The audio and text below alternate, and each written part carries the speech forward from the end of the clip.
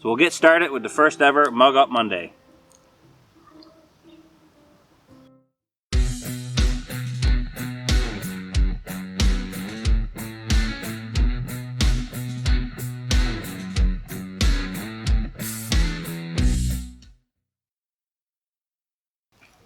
So a lot of us who fish and a lot of us who know about marine fishing, there's people on both sides of the spectrum when it comes to gill nets, okay?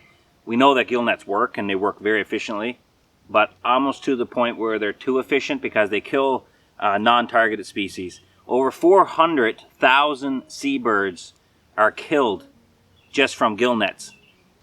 On a worldwide scale, there seems to be more and more companies being held accountable for killing non-targeted species nowadays. So it's in their best interest to find ways around not accidentally causing suffering or death of animals that aren't being targeted. We all know that to keep birds from eating crops, one of the oldest and arguably one of the best ways of deterring birds is scarecrows.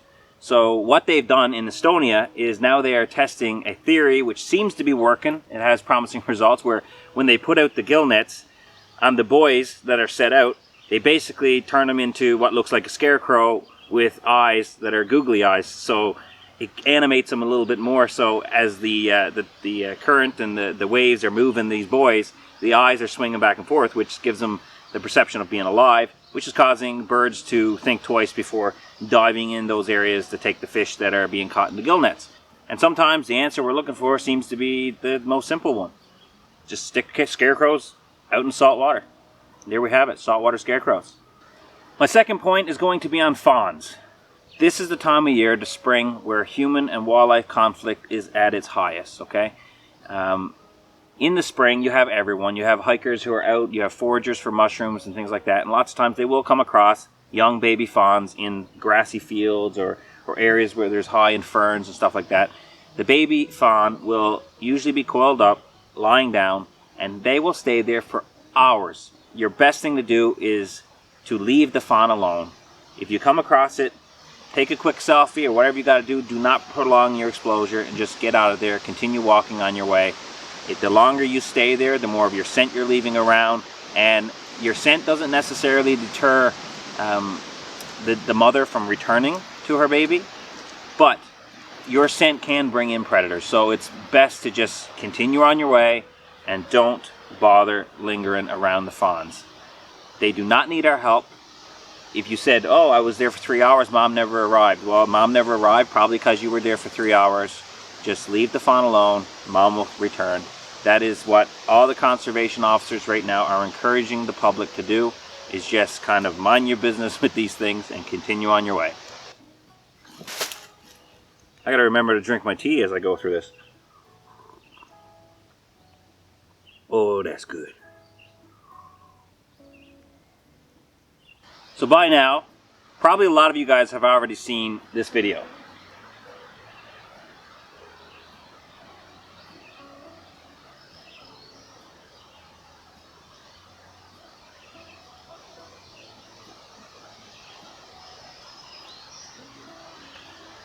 Well, what can I say about that? This is just fun to watch. So this bear came up on the wall. I'm not sure why it was there. Nobody really knows why it was there. I guess it might have been passing through. It had some cubs. It's interesting to see the headlines of a lot of the major news stations that follow this, like massive grizzly and massive bear. They play it up. This is a young sow, and she is passing by. She feels threatened by the dogs. She has cubs, so she wants to protect them. So she, as the young ones are moving off, she's creating some space and she's whacking after the dogs. The bigger dog that you see is apparently the young girl who's 17 years old who pushed the bear. It's her mom's service dog, from what I can gather from the information. This bear wasn't after to kill the dogs. Didn't seem that way anyways. It might have led to that. I'm not sure. But this young girl, without thinking, ran up and just pushed that bear off the side of that little wall, grabbed her dogs, got inside. I mean, kudos to her. I don't recommend people just go up and push a bear that might be infringing on their territory or something. Don't do that. It probably won't play out like it did for her. What a cool story that'll be, huh? Be able to tell that. Yeah, I just pushed a bear off the wall. Yeah, it was after my dog, so I just went up, shoved it over.